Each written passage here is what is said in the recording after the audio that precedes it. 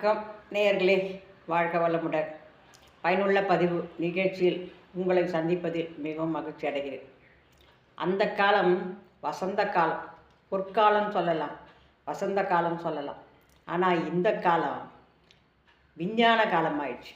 கலிக்காலம் விஞ்ஞான காலம் ஆயிடுச்சு. இந்த விஞ்ஞானம் ரொம்ப வளர வளர வளர எங்கேயோ போயிடுச்சு. அந்த எந்த இடமே போயிடுச்சு, எப்படியோ போயிடுச்சு. இதில் என்னன்னா, அந்த நாளெல்லாம் ஏன் 1960 கரண்ட்டு கிடையாது வீட்டில். யாருக்குமே கரண்ட்டு கிடையாது. சென்னை சிட்டியில் கூட கரண்ட்டு கிடையாது. அப்போ 1-2 வீட்டில் தான், பெரிய வீட்டில் தான் இதுவும் இருக்கும்.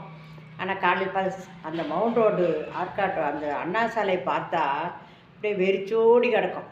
ஏதோ 1-2 கார் தான் போகும். அது கூட டாப் இல்லாத காருங்க வருவாங்க ஒரு இடம். அப்படி தான் இருந்துச்சு. அப்போ ஸ்ட்ரீட் லைட்டு கூட ஒரு கூண்டு லைட்டு மாதிரி இருக்கும். அந்த லைட்டை வச்சுட்டு நைட்டு 6 மணி ஆனால் அதுக்கு ஒரு வேலைக்காரன் போடுவாங்க. அவன் என்ன பண்ணுவான், அந்த டூமை எடுத்து கிருஷ்ணால், அப்போல்லாம் மண்ணெண்ணெய் தான், அதை ஊற்றி எரிய வச்சுட்டு அந்த மூடி போட்டு போயிடுவான். அதுதான் எரியும் ராத்திரியில் லைட்டில். நம்ம வீட்டுங்கள்லாம் என்ன பண்ணுவாங்க, பொம்பளைங்க, அது சின்ன கண்ணாடி இது இருக்கும், கிளாஸ், அதை எடுத்து நல்லா தொடச்சிட்டு கறி படைஞ்சிடும். அதை தொடச்சிட்டு எண்ணெய் ஊற்றி ரெடியாக வச்சுடுவாங்க. கடைங்கள்லாம் காடை விளக்குன்னு சொல்லுவாங்க. அது இவ்வளோ திரி போட்டு இல்லை ஒரு மூடி மாதிரி கசிவா மாதிரி அதில் எண்ணெயை ஊற்றிட்டு அதில் காடையை போட்டு விட்டுட்டோம்னா நல்லா பெருசாக கொஞ்சம் எரியும். இப்படித்தான் கரண்ட்டு இருந்துச்சு. அப்போ அரைக்கிறதுக்கு அம்மியில் தான் அரைக்கணும், உரலில் தான் ஆட்டணும். ஏதோ ஒன்று எது பண்ணாலும் கையில் தான் பண்ணணும். அப்படி ஒரு காலம் அது. அதே கல்யாண வீட்டுக்கு போகிறோன்னு வச்சுங்க, கல்யாணத்துக்கு பொண்ணை கூட்டினோன்னா ஒரு கோயிலில் போய் நிற்க வைப்பாங்க. அங்கே என்ன தெரியுமா தருவாங்க, மோர், பானகம் தருவாங்க. அந்த நாள்லேயே நம்ம முன்னோர்கள் பாருங்கள், நல்ல பாரம்பரியமான உணவை தான் தேர்ந்தெடுத்துருக்காங்க. ஏன்னா பொண்ணை கூப்பிட்டு வருவாங்க, காலையிலேருந்து அவங்களுக்கு பஸ் வசதி, இப்போல்லாம் அடிக்க ஒரு பஸ்ஸு ட்ரெயின் வருது, அப்படிலாம் இல்லை, எப்படியோ கஷ்டப்பட்டு வருவாங்க. அவங்களுக்கு உடம்பு புத்துணர்ச்சியாகவும் நல்ல ஆரோக்கியம் வரணுன்றதுக்காகவே இந்த பானகம் வெள்ளைத்தண்ணி தான். இந்த வெள்ளைத்தண்ணி எடுத்துகிட்டு போய் கொடுப்பாங்க. அதை குடித்தாங்கன்னா அவங்களுக்கு தெம்பு வந்துடும். நீர்மோர் கொடுப்பாங்க. இந்த 2 தான் எடுத்துகிட்டு ஓடுவாங்க. அப்போ இந்த மாதிரி கரண்ட் இல்லாத நேரத்தில் பெட்ரமாஸ் லைட்டுன்னு இருக்கும். இந்த லைட்டுக்கு வாடகைக்கு கொடுப்பாங்க. ஒரு ஒரு மெல்லிய ஒரு பந்து மாதிரி இருக்கும், ஒரு மெல்லிய டங்ஷன் வட்டமாக இருக்கும். அதை எடுத்து அந்த இதில் போட்டு நல்லா ஒரு கட்டு கட்டிட்டாங்கன்னா, கட்டிட்டு கேஸ் அடித்து அது வச்சு கேஸ் அடித்தாங்கன்னா அது லைட்டு நல்லா கொஞ்சம் பிரகாசமாக இருக்கும். இதை தான் கல்யாண வீட்டுக்கோ இல்லை எந்த வீட்டில் ஃபங்க்ஷன் எது நடக்குதோ இதை வாடகைக்கு எடுத்துன்னு வச்சுன்னு அந்த வெளிச்சத்தில் தான் நடத்துனாங்க. எல்லாம் என்ன பண்ணுவாங்க, பொழுதோட நம்ம வீட்டில் பெரியவங்க எல்லாருமே 6 மணிக்கெலாம் சாப்பிட்ருவாங்க. சாப்பிட்டு போய் படுத்துருவாங்க. 7க்கெல்லாம் அவங்களுக்கு எதுவுமே தெரியாது, சாப்பிட்டுருவாங்க. ஏன்னா பொழுது போயிடும், இருட்டிக்கும், கரண்ட் இல்லாத நேரம். லாந்தர் ஒன்று வச்சுருப்பாங்க. அந்த லாந்தரில் தான் பிடிச்சின்னு எங்கே போனாலும் பார்க்கணும். எதுவாக இருந்தாலும் அந்த லாந்தர் விளக்கு தான். அதை தான் ஏற்றி ஒவ்வொரு இடத்துலையும் அப்படி தொங்க விட்டுருவாங்க. ஆணி வச்சு தொங்க விட்டாங்கன்னா அது பாட்டுக்கு கூடத்தில் எல்லாம் இருக்கும். அப்படியே அதில் தான் இவங்க என்ன 6 மணிக்கெல்லாம் விளக்கு வச்சோன்னே சாப்பிட்டுட்டு போய் படுத்துருவாங்க. ஆனால் 5 மணிக்கெல்லாம் வெடிக்காலம் எழுந்துக்குவாங்க. கோழி மாடெல்லாம் வச்சுருந்தாங்க. அதனால் அவங்க காலையில் 5 மணிக்கு எழுந்து பசங்க படிக்க ஆரம்பிப்பாங்க. ஏன்னா பொழுதோடு தூங்கிடுறாங்களாங்க. அந்த நேரத்துக்கு நல்லா அவங்களுக்கு மூளை பிரைட்டாக இருக்கும், நல்லா மனப்பாடம் வரும். அன்றைக்கி பசங்களாம் நல்லா படித்தாங்க. அது ஒரு அறிவியல் ரீதி தான். பெரியவங்களாம் அன்றையத்துக்கு எழுந்து எல்லாம் வேலைக்கு போவாங்க, சாணி தெளிப்பாங்க, வீட்டுக்கு லட்சுமிகிரம் வரணும்னு சொல்லிட்டு மாட்டத்துக்கு அன்றையத்துக்கு அவங்கவுங்க வேலையை பார்த்து ரொட்டீனாக அவங்கவுங்க போவாங்க. இதுதான் இந்த கரண்ட் இல்லாத போது ரொம்ப கஷ்டம் அப்படின்றது. இதுக்கு கரண்ட்டை கண்டுபிடிச்ச பிறகு இப்போ என்னன்னா, கோயிலில் கூட சாமி எடுத்துகிட்டு வந்தாங்கன்னு வச்சுங்க, அப்போ கூட தலையில் சிம்மாடு ஒன்று கோழி வச்சுன்னு தலையில் துணி மூட்டையை வச்சுன்னு அது மேலே லைட்டை தூக்கிட்டு வருவாங்க. அந்த வெளிச்சத்தில் தான் சாமி வரும். இப்படி தான் வாழ்ந்தாங்க எல்லாமே. அம்மியில் அரைச்சி தான் குழம்பு வச்சாங்க. மிக்சிலாம் கிடையாது. ஒரு இட்லி சுட்டாலோ சட்னி அரைச்சாலோ ஒன்று உரலில் போட்டு ருப்பணும்.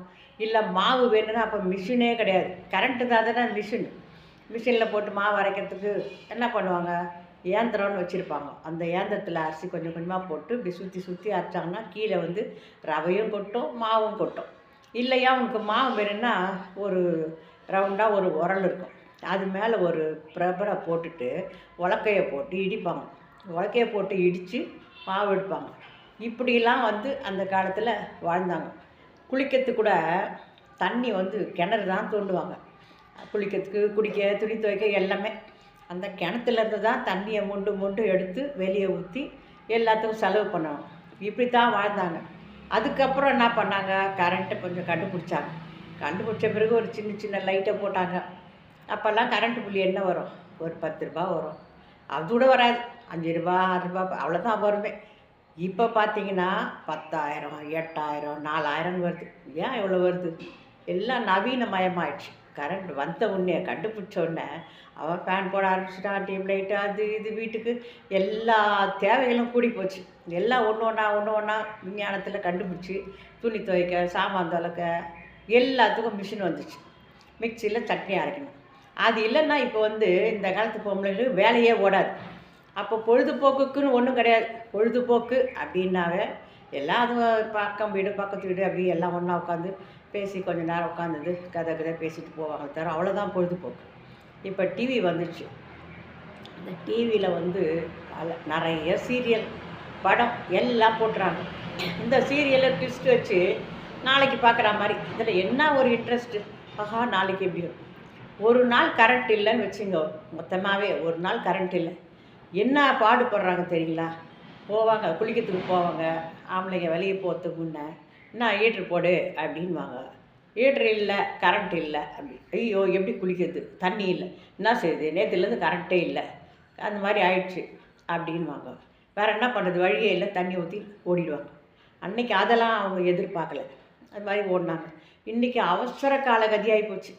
எல்லாம் அது வேலைக்கு போக ஆரம்பிக்குது. காலையில் எது ஒன்றா அந்த காலையில் அவங்களுக்கு கரண்ட்டு இல்லைன்னா அவங்களுக்கு வரும் பாருங்கள் ஒரு டென்ஷனு. அந்த அளவுக்கு ஒரு வெறுப்பு, எல்லாருமே திட்டலாமா அப்படி ஒரு வெறுப்பு வந்துடும். ஏன்னா அவங்களுக்கு கரண்ட்டில் இருந்து பழகிடுச்சு. ஏன்னா காலையில் சட்டை அரைக்கணும், லைட் இல்லைன்னா அவங்களால சமையல் செய்ய முடியாது, தண்ணி ஹீட்ரு இல்லைன்னா குளிக்க முடியாது, துணி துவைப்போனா அவ்வளோ அவசரமாக அவங்க எல்லா வேலையும் முடிச்சுட்டு ஓடணும். இந்த கரண்ட் இல்லைன்னா அவங்க என்ன வேலை செய்வாங்க, எந்த வேலையும் செய்ய முடியாது. அப்படி ஒரு பரபரப்புல அந்த பொழுது அவங்களுக்கு ஒரு பெரிய கஷ்டமான பொழுதாக போயிடும். அதுக்கப்புறம் கரண்ட் வந்த பிறகு அப்பா நிம்மதி ஆச்சுன்னுவாங்க. வீட்டில் பொம்பளைங்க சீரியல் பார்க்குறாங்க பாருங்கள், அவங்க என்ன பண்ணுவாங்க, இந்த கரண்ட்டுக்காக நாளைக்கு ஒரு டிப்ஸ் வச்சுருப்பான். ஐயோ அது என்ன ஆச்சோ தெரியலையே, என்ன பண்ணோம், அவன் என்ன ஆனாலோ இவன் என்ன ஆனாலோ இவனுக்கு என்ன ஆச்சோ நாளைக்கு தான் தெரியுன்ற கதையில் கூட நிற்கும் போது இவங்களுக்கு மண்டையை பிச்சுக்கும். கரண்ட்டே கொடுக்கலையே, எப்போ கொடுப்பா தெரியல, படுபாவி அவனை போய் திட்டுவாங்க. படுபாவி அவன் ஒரு வேலை ரிப்பேருக்கோசரம் கொஞ்சம் நிறுத்தி வைப்பாங்க அந்த வேலையை செய்யறதுக்காக. இவங்க திட்டுவாங்க, படுபாவி நல்ல நேரம் பார்த்து எடுத்துட்டாங்க, என்ன ஆச்சுன்னே தெரிலப்பா அப்படின்வாங்க. இப்போ வந்து செல்ஃபோன்லேயே என்ன பண்ணாங்க, எப்போ கரண்ட் இருக்குதோ பார்த்துக்கிட்டோன்ட்டு நாடகம், இது சீரியல் இதெல்லாம் வந்து செல்ஃபோன்லேயே பார்த்துடலாம். சப்போஸ் நம்ம டிவியில் பார்க்க நேரம் இல்லை நமக்கு, இல்லைன்னா செல்ஃபோனில் பார்த்துடலாம். செல்ஃபோனில் பார்க்கும்போது என்ன பண்ணுறீங்க, எல்லா நாடகத்தையும் தள்ளி இதுக்கு என்ன தேவை, நெட்டு தேவை. இந்த நெட்டு வரும்போது பத்தலை, அந்த நெட்டே உனக்கு பத்தலைன்னா ஒய்ஃபை வேறு கனெக்ஷன் போட்டுரும், அதுலேயும் நெட்டில் பார்க்குறோம். கரண்ட்டு இல்லைன்னு வச்சுக்க ஒட்டு மொத்தமாக சம்பித்து போடும், எந்த வேலையும் ஆகாது. பசங்கள்லேருந்து படிக்கிறதுலேருந்து எல்லாமே கம்ப்யூட்டரு டிவி இதுவாகவே ஆகிப்போச்சு. அந்த அளவுக்கு விஞ்ஞானம் வளர்ந்துடுச்சு. விஞ்ஞானம் வளர்ந்ததை பற்றி குறை சொல்லலை, அதில் நல்லதையும் எடுத்துக்கலாம் கெட்டதில்லை.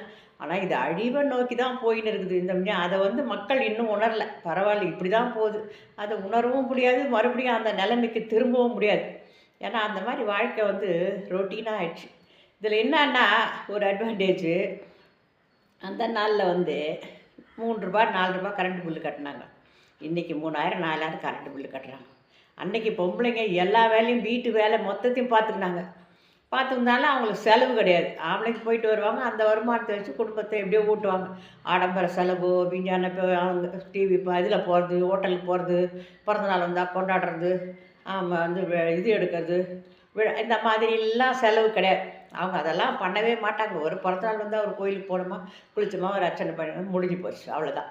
நல்ல நாள் பொருள் வந்தால் 4 பேர் வரட்டும், போட்டோம், சாப்பிடும், இப்படி தான் ஒரு மோட்டிவில் போனாங்க தவிர ஆடம்பர வாழ்க்கையை நோக்கி அவங்க போகல. அதனால் அவங்களுக்கு அந்த வருமானம் சரியாக போச்சு. ஏன்னா அவங்களுக்கு கரண்ட்டு பில்லு கிடையாது, எதுவுமே கிடையாது. இந்த லைட்டு மட்டும்தான் எரி விடுவாங்க, அவ்வளோதான். எப்போது ஒரு நாளைக்கு சினிமாவுக்கு போவாங்க, அடிச்சு பிடிச்சின்னு. ஒரு நாள் படம் வந்ததுன்னா அந்த படத்தை பார்க்கறதுக்கு 3 மணி ஷோவுக்கு 12 மணிக்கே போய் க்யூவில் நிற்கணும், அப்போ தான் பார்க்க முடியும். ஒரு பாட்டு கேட்கணுன்னா அவ்வளோ ஆசையாக இருக்கும்.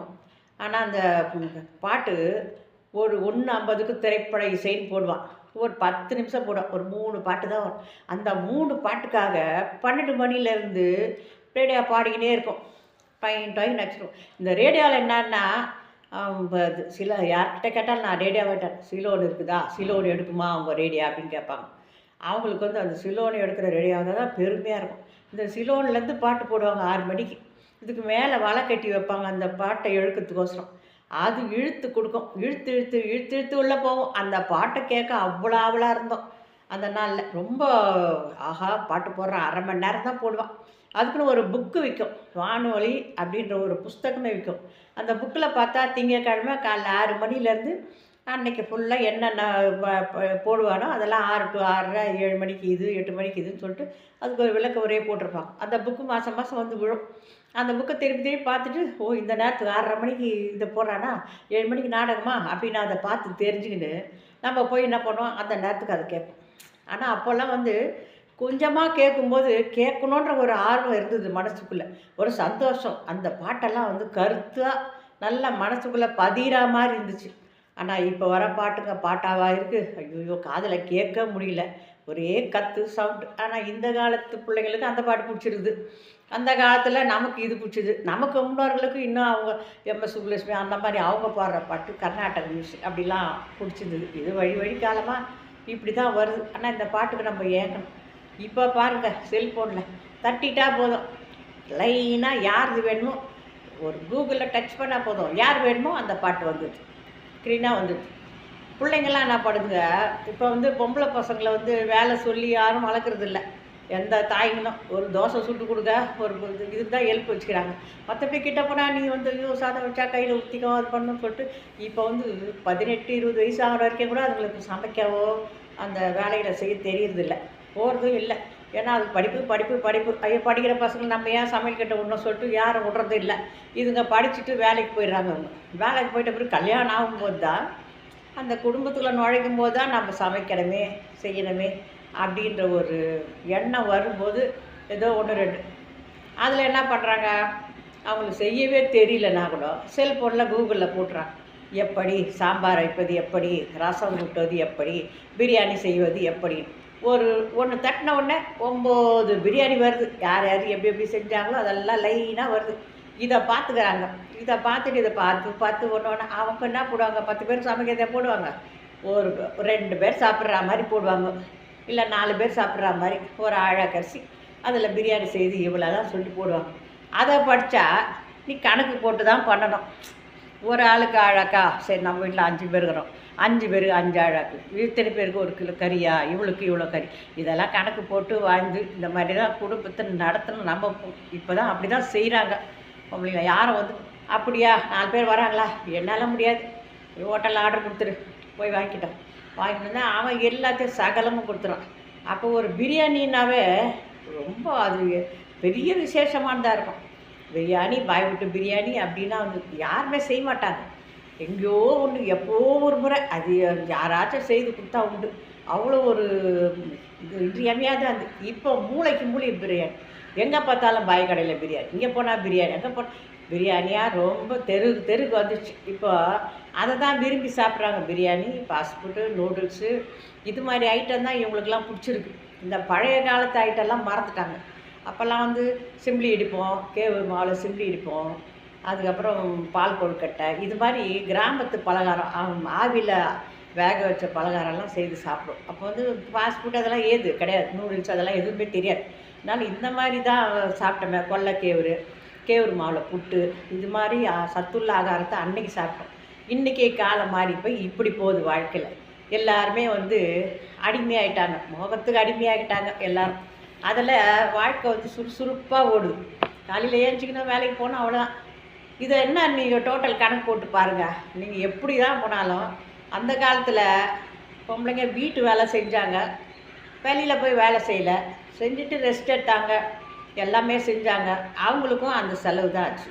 இப்போ இவங்க போகிறாங்க. இப்போ வந்து கல்வி கட்டணம் ஏறி போச்சு, மின்சார கட்டணம் ஏறி போச்சு, அரிசி ஏறிச்சு. ஒரு படி அரிசி அப்போ வந்து ₹1 விற்றுது. இப்போ ஒரு படி அரிசி ₹70 சொல்கிறான். 80, ₹100 கூட போகுது. இதில் என்ன வித்தியாசம்? அன்றைக்கி சம்பாரிச்சிங்க, இன்றைக்கி சம்பாதிக்கிறீங்க. நீங்கள் சம்பாரித்து எங்கே வைக்கிறீங்க? பசங்களுக்கு ஸ்கூலுக்கும் கரண்ட்டு பில்லுக்கும் இதுக்கு தான் போகுது. ரெண்டுத்துக்கும் என்ன வித்தியாசம்? அன்றைக்கி பொருளாதார நிலை கம்மியாக இருந்து இன்றைக்கி பொருளாதாரம் ஜாஸ்தியாக இருக்குது. அன்றைக்கி 10 ரூபா வாங்கினா சம்பளம் இன்றைக்கி 1 லட்சம் வாங்குறான். 10 ரூபா வாங்குறவனுக்கும் அந்த தேவை வந்து இன்றைக்கி 1 லட்ச ரூபா வாங்குறவனுக்கும் இந்த தேவை இருக்குது. ஆக மொத்தத்தில் ரெண்டுத்தும் ஒன்றும் ஈக்குவலாக தான் இருக்குது. இதில் ஒன்றும் இந்த ஐடிஐ வேறு வந்துடுச்சு. எல்லாம் ஐடிஐன்னு ஐடிஐயில் போயிட்டாங்க. யாரை பாரு பணம் வருமானம் நிறைய வருது சொல்லிட்டு ஐடிஐ பாருன்னு அப்படி இப்படி இந்த விஞ்ஞானத்தை நோக்கி போயிடும். ஆனால் இதுக்கு பின்னாடி என்ன அழிவு இருக்குது தெரியல ஜனங்களுக்கு. ஏன்னா எல்லாத்துலேயும் கலப்படம். ஒரு இது எடுத்தால் ஹைப்ரிட் கத்திரிக்காய். அந்த காலத்து கத்திரிக்காயை பாருங்கள், சும்மா அழகாக சூப்பராக இருக்கும். இந்த கொள்ளையில் விளையும் அந்த கத்திரிக்காயை வாங்கி நீங்கள் சமைச்சு பார்த்தீங்கன்னா அவ்வளோ தேன் மாதிரி இருக்கும். இன்றைக்கி அந்த கத்திரிக்காயை காணவே முடியல. ஒவ்வொரு பதார்த்தத்துலேயும் ஒவ்வொன்றுத்துலேயும் ஹைப்ரிட்டை கொண்டாந்து கலந்துட்டு எல்லாம் பெருசு பெருசாக இருக்குது. ஒரு டேஸ்ட் இல்லை, ருசி இல்லை. ஒரு பருப்பு கூட சும்மா மிளகா கிள்ளி போட்டு நீங்கள் சாம்பார் வச்சு பாருங்கள், அவ்வளோ மணமாக இருக்கும். வறுத்துட்டு ஒரு வத்தல் போட்டு வச்சுக்காங்க. எல்லாருமே அந்த காலத்தில் நிறைய அரிசியை போட்டு ஜவ்வரிசி போட்டு விதவிதமான வத்தல் போட்டு வச்சுட்டாங்க. சாம்பார் வச்சுது அந்த வத்தலை வச்சுட்டு சாப்பிட்டாலே போதும், அவ்வளோ அருமையாக இருக்கும். இப்போ சாம்பார் எங்கே நல்லா இருக்குது? என்னவோ போகுது பருப்பு, அதுவும் ரசாயனம், மருந்து போட்டு எல்லாத்தையும் வளர்த்து. அதே மாதிரி ஜனங்களும் பாவம் எல்லாமே வந்து ரொம்ப நம்ம வந்து பாதுகாப்பான ஒரு ஆரோக்கியமான வாழ்க்கையை வாழலை. எல்லாமே அந்த விஞ்ஞானத்தை நோக்கி தான் போயின்னு. இந்த தலைமுறை நம்ம தள்ளிட்டோம், எப்படியோ ஒன்று நம்ம வந்து வாழ்ந்துட்டோம், எவ்வளோ போயிடுச்சு. ஆனால் இனிமேல் வருங்காலத்தில் எப்படி குழந்தைங்க வாழ போகிறாங்க, என்ன அவங்களுக்கு என்ன நிலைன்னு தெரில. இதை வந்து அந்த காலத்தில் வரலாறுல முகமது பின் துக்ளக்கு படம் எடுத்தான், கஜினி முகமது படம் எடுத்தான், பானிப்பட்டு போர், இந்த போர், இதை தான் பசங்க படிச்சுதுங்க. இப்போ இதை பற்றி தெரியவே தெரியாது நம்ம பிள்ளைங்களுக்கு. நம்ம வாழ்ந்த கதையே தெரியாது, கரண்ட் எப்படி வந்ததுன்னு. ஆனால் அவர் கண்டுபிடிச்சாரு பாருங்க, தாமஸ் ஆல்வா எடிசன். அவரை வந்து நம்ம தெய்வமாக வணங்கணும். ஏன்னா நமக்கு ஒளி கொடுத்தவர் அவர் தான். அவரை நினச்சி யாரும் வந்து ஒன்றும் பண்ணுறதே இல்லை. அவரை நினைக்கிறதே இல்லை கரண்ட்டை பற்றி. கரண்ட் இல்லை. எனக்கு டிவியில் சீரியல் வரல, அது வரல, இதை தான் நினைக்கிறமே தவிர அவரை பற்றி நினைக்க போகிறதில்ல. இந்த வருங்கால குழந்தைங்க என்ன பண்ணுப்பா, ஏதோ அப்பா அம்மா காலையில் எழுச்சி கடன்னு அதுங்களுக்கு ரெடி பண்ணு, ஏதோ ஒரு இட்லியோ 2 இட்லியோ திணிச்சு வாயில் திணிச்சு புக்கை தூக்கி போட்டு பஸ் வந்து வீட்டாண்டி தூக்கி ஏற்றி அனுப்பு, அவ்வளோதான் முடிஞ்சு போச்சு. அந்த குழந்தைங்களோட எதிர்காலம் என்ன தெரியல. இந்த விஞ்ஞானம் வந்தது நல்லதுக்கா கெட்டதுக்கா அதுவும் தெரியல. விஞ்ஞானத்தினால நம்ம எதை பார்த்து போயின்னு இருக்குன்னா அழிவு காலம்தான் போயின்னு இருக்கோம். ஆனால் வந்து நல்லதாக போனால் தெரியல. நல்லதும் இருக்குது, ஆனால் நம்ம போகிறது ரொம்ப அட்வான்டேஜாக போகிறாங்க. ரொம்ப அட்வான்டேஜாக போகுது. அதான் இந்த இனிமேல் வந்து வருங்காலம் எப்படி இருக்கும் என்ன இருக்கும் தெரியல. உங்களுக்கு வந்து இதில் அந்த காலம் சிறந்ததா இந்த காலம் சிறந்தா, இனி வரும் காலம் எப்படி இருக்கும் அப்படின்றதுக்கு நீங்கள் வந்து கமெண்ட்டில் தெரிவிங்க. உங்களுக்கு எந்த காலம் பிடிச்சிருக்கு, அந்த காலத்தினுடைய வாழ்க்கையை பிடிச்சிருக்கா, இந்த கால வாழ்க்கையை பிடிச்சிருக்கா, நானும் தெரிஞ்சுக்கிறேன். ஏன்னா எனக்கு அந்த கால வாழ்க்கை தான் ரொம்ப பிடிச்சிருக்கு. இந்த காலத்து வாழ்க்கை வந்து ஒரு பந்த பாசம் ஒட்டு உறவு எதுவுமே இல்லை.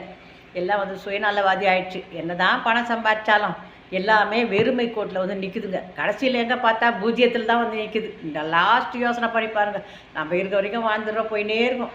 நம்ம காலம் எப்படி நிற்குது? பூஜ்ஜியத்தில் தான் வந்து நிற்குது.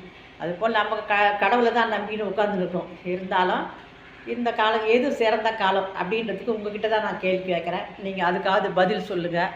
நன்றி, வணக்கம்.